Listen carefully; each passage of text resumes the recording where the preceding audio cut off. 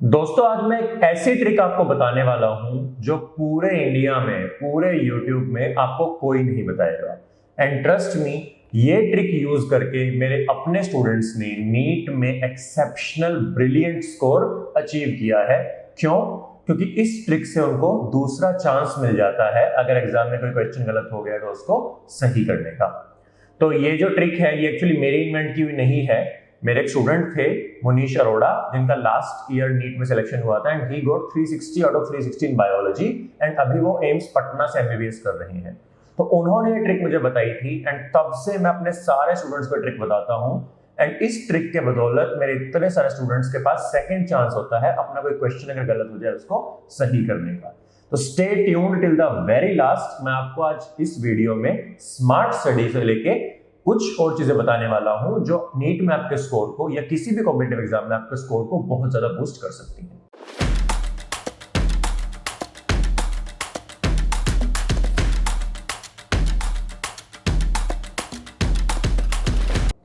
So hello everyone, welcome to the channel. ये है हमारी स्मार्ट स्टडी सीरीज की वीडियो 2।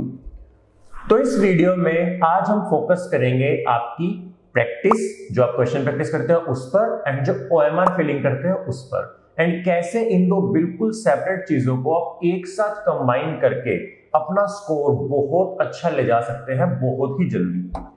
तो इस मेथड को मैं बोलता हूं ओएमआर फिलिंग मेथड, एंड साथ ही में मैं आपको बताऊंगा डॉट मेथड। ये दोनों मेथड्स यूज करके आप बहुत अच्छा स्कोर बड़े इजीली ला सकते हैं। तो ओएमआर फिलिंग मेथड जानने से पहले हम एक कॉमन प्रॉब्लम के बारे में बात कर लेते हैं जिसको ये एड्रेस करती है।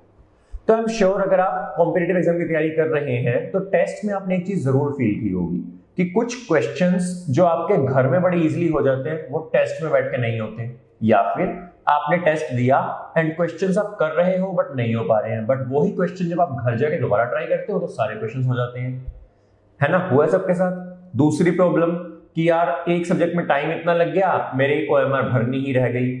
तीसरी प्रॉब्लम कि सर टाइम कम था, मैंने ओएमआर भर तो दी है बट मेरे साथ ओएमआर भरने में गलतियां हो गई हैं। मैंने नंबर देखा 21, मैंने 21 की जगह 20th क्वेश्चन में भर दिया एंड आगे सारी सीरीज गलत हो गई है। एंड चौथी प्रॉब्लम कि सर टाइम पे मेरा जो एग्जाम है, टेस्ट है, वो पूरा ही नहीं हो पाता है। तो आई एम श्योर ये सारी प्रॉब्लम्स में से कोई ना कोई आपको जरूर आप फेस करते होंगे। तो आज एक ही मेथड से मैं इन सारी प्रॉब्लम्स को बिल्कुल क्लियर कर दूंगा। तो दैट मेथड इज कि आपने एक ओएमआर शीट लेनी है जो आपको कहीं भी मिल जाएगी आपके अपनी कोचिंग में। अगर नहीं मिल रही तो आप गूगल से डाउनलोड कर सकते हैं, गूगल पे सर्च करके।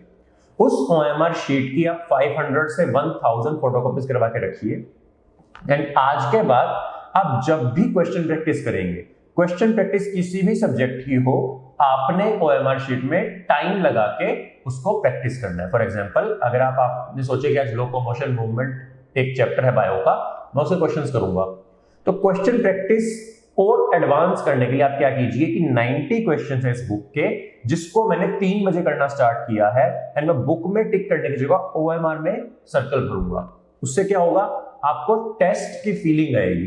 टेस्ट क्या है? Test question practice with the pressure of time and OMR, यही होता है। आप क्वेश्चन प्रैक्टिस तो डेली करते हैं लेकिन टेस्ट में जाकर कंफ्यूज क्यों होते हैं? क्योंकि टाइम का प्रेशर है, ओएमआर भरने का प्रेशर है। अगर आप ये दोनों चीजें भी डेली कर रहे हैं तो टेस्ट का जो फोबिया है, टेस्ट की एंजाइटी है, वो आपकी बहुत इजीली सॉल्व हो जाएगी।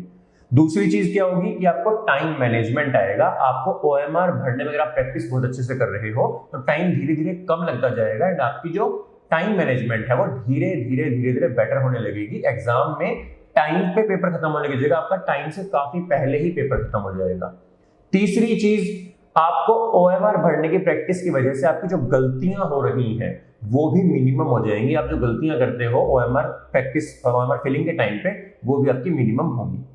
अब मैंने वीडियो की स्टार्टिंग में एक बात बताई थी, अगर आपने गलती कर दी तो आप उसको रेक्टिफाई कर सकते हो, उसको ठीक कर सकते हो। कैसे? अब कुछ लोग क्या बोलते हैं कि सर हम ओएमआर में होल कर देंगे, नहीं वो काउंट नहीं होता है। कुछ लोग बोलते हैं सर हम फ्लूइड लगा देंगे, फ्लूइड अलाउड नहीं होती है नीट में। तो फिर क्या चीज कर सकते हैं हम कि हमारी अगर गलती हो जाए, गलत फील हो गया, तो भी हमारा जो क्वेश्चन है वो ठीक मार्क हो। तो इस मेथड को मैं बोलता हूं डॉट मेथड।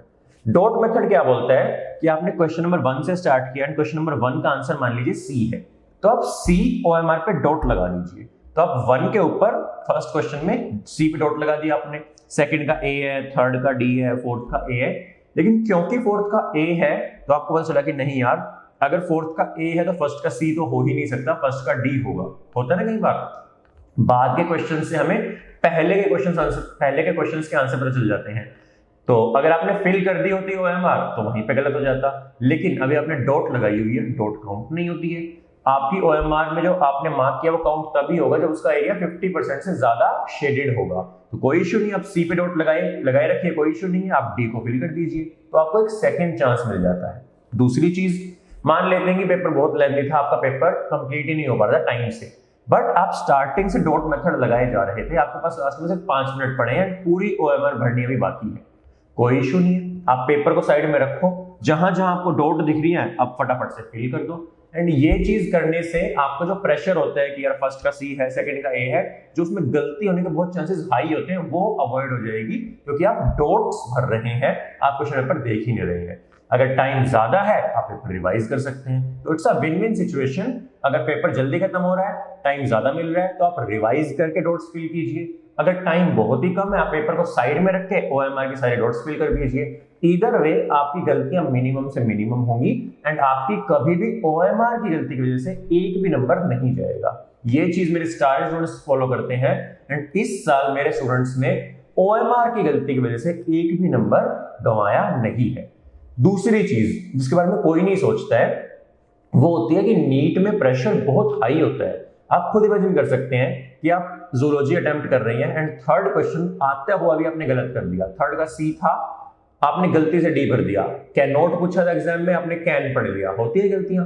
और एक बार सी भर गया, वहीं पे एग्जाम में आपका नेगेटिव फीडबैक शुरू हो जाएगा कि 5 नंबर मेरे गए एंड 5 नंबर मतलब 5000 रैंक, 5000 का फर्क पड़ सकता है 5 मार्क्स से। एंड उस 5 मार्क्स के चक्कर में आपका आगे पूरा सब्जेक्ट पढ़ा हुआ है वो खराब हो जाएगा।